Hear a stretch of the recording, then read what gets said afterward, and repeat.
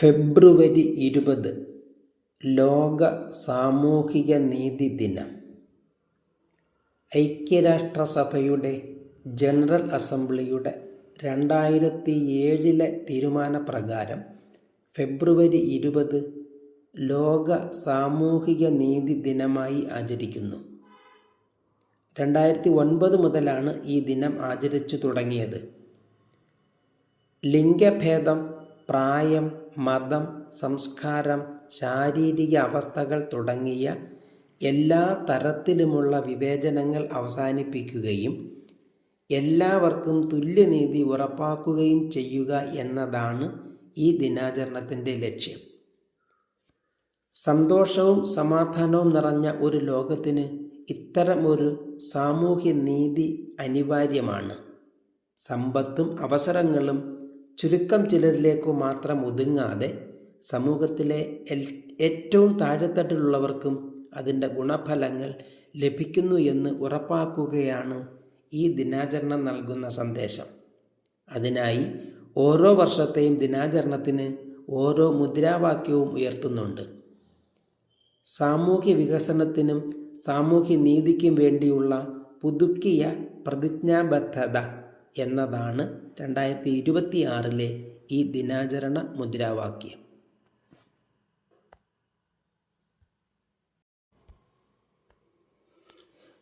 AR Raja Raja Varma ജന്മദിനം. മലയാള ഭാഷയുടെയും സാഹിത്യത്തിൻ്റെയും വളർച്ചയ്ക്ക് പലതരത്തിൽ അതുല്യ സംഭാവനകൾ നൽകിയ ഭാഷാശാസ്ത്രജ്ഞനും ഭാഷാ പണ്ഡിതനും സാഹിത്യ നിരൂപകനും കവിയും ഒക്കെയായ AR രാജരാജവർമ്മ 1863 ഫെബ്രുവരി 20 ചങ്ങനാശ്ശേരി ലക്ഷ്മിപുരം കൊട്ടാരത്തിൽ ജനിച്ചു.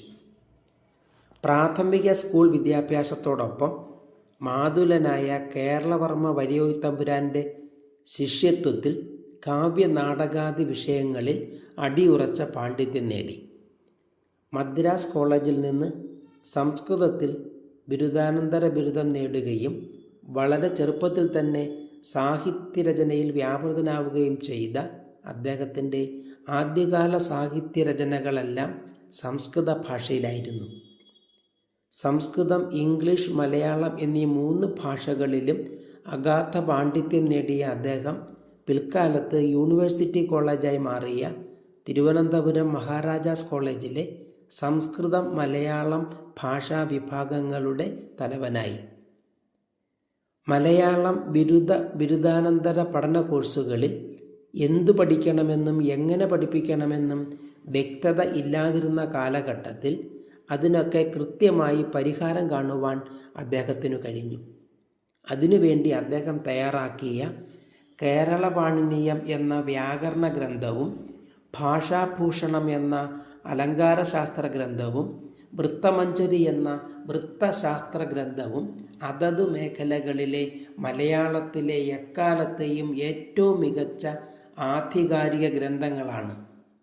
മലയാള സാഹിത്യം ഏറെക്കുറെ പദ്യസാഹിത്യത്തിൽ മാത്രം വിഹരിച്ച കാലത്ത് ഗദ്യസാഹിത്യങ്ങളെക്കുറിച്ചുള്ള ഒരു ലക്ഷണ ഗ്രന്ഥമെന്ന കാലത്തിൻ്റെ ആവശ്യം നിറവേറ്റാൻ അദ്ദേഹത്തിൻ്റെ സാഹിത്യസാഹ്യം എന്ന കൃതിക്ക് കഴിഞ്ഞു. മലയവിലാസം എന്ന കാവ്യം മലയാളത്തിലെ ആദ്യത്തെ ഖണ്ഡകാവ്യവും കാൽപ്പനിക സ്വഭാവമുള്ള ആദ്യ കൃതിയുമാണ്. മലയാള കവിതയെ രൂപാത്മകതയിൽ നിന്ന് ഭാവാത്മകതയിലേക്ക് തിരിച്ചുവിടാനും അദ്ദേഹം ശ്രമിച്ചു. കുമാരനാശാൻ്റെ നളിനിക്ക് AR എഴുതിയ അവതാരിക മലയാള നിരൂപണ ശാഖയുടെ കേളികൊട്ടായി വിശേഷിപ്പിക്കപ്പെടുന്നു. അക്കാലത്തെ ഉൽപ്പതിഷ്ണുക്കളായ സാഹിത്യകാരന്മാർ എല്ലാം തന്നെ ARൻ്റെ പാത പിന്തുടരുകയും അത് രാജരാജവർമ്മ പ്രസ്ഥാനം എന്ന പേരിൽ അറിയപ്പെടുകയും ചെയ്തു. ഇത്തരത്തിൽ എണ്ണിയാലും പറഞ്ഞാലും തീരാത്ത അതുല്യ സംഭാവനകളാണ് AR എന്ന 2 അക്ഷരത്തിൽ അറിയപ്പെട്ട AR രാജരാജവർമ്മ മലയാള ഭാഷയ്ക്കും സാഹിത്യത്തിനും വേണ്ടി അനുഷ്ഠിച്ചിട്ടുള്ളത്. അനന്തപുരത്ത് രാജരാജവർമ്മ എന്നാണ് AR രാജരാജവർമ്മ എന്ന പേരിൻ്റെ പൂർണ്ണരൂപം. കേരളപാണിനീയം എന്ന മലയാള വ്യാകരണ ഗ്രന്ഥം എഴുതിയതിലൂടെ കേരള പാണിനി എന്ന പേര് ലഭിച്ചു. 1918 ജൂലൈ 18 അദ്ദേഹം അന്തരിച്ചു. അദ്ദേഹത്തിൻ്റെ മരണത്തിൽ അനുശോചിച്ചുകൊണ്ട് കുമാരനാശാൻ എഴുതിയ പ്രരോദനം എന്ന വിലാപകാവ്യം മലയാളത്തിലെ ഏറെ ശ്രദ്ധേയമായ ഒരു കാവ്യമാണ്.